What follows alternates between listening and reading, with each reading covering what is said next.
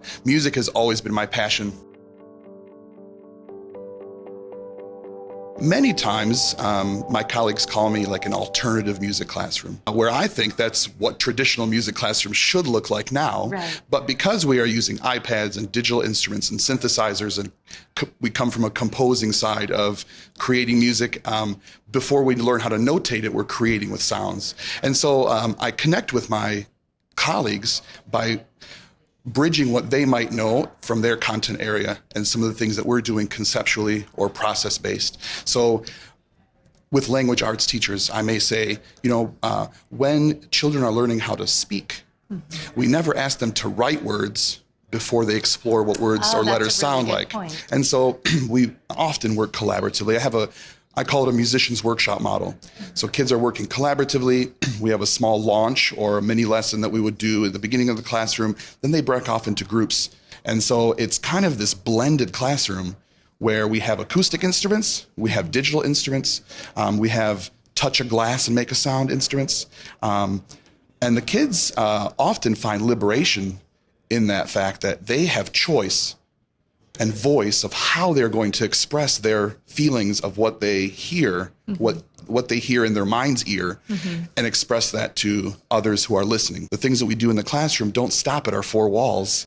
I worked with a tech coordinator, Jenna Shaw, and worked on this project called Words to Music.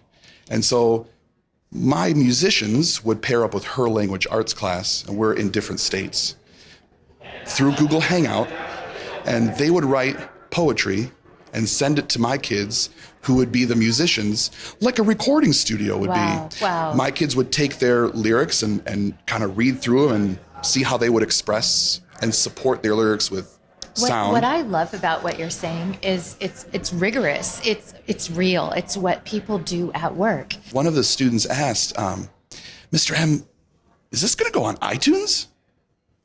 And I said, it could. That's great. And they were shocked. They were shocked. Wow. How can we have something on iTunes? Well, we can. So we started recording our songs, and then a question came up of, what are we going to do with the money that comes from iTunes? Of course. Because you can put a song on iTunes, but then right. people buy it. So what are we going to do with the money on iTunes? I wanted to put that back on the learners. What were their ideas?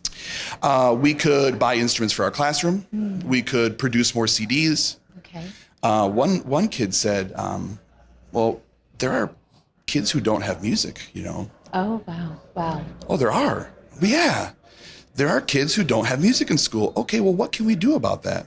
So then there was this grassroots learning experience happening where the empathy came out and said, look, we can write music, but what are we going to do with it? Right. This goes, again, beyond the walls. Right.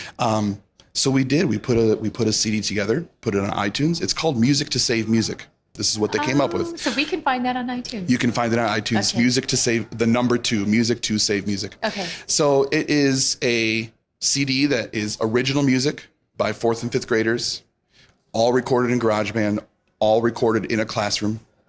And they called it Music to Save Music because they create music to save other people's music programs. I love that idea.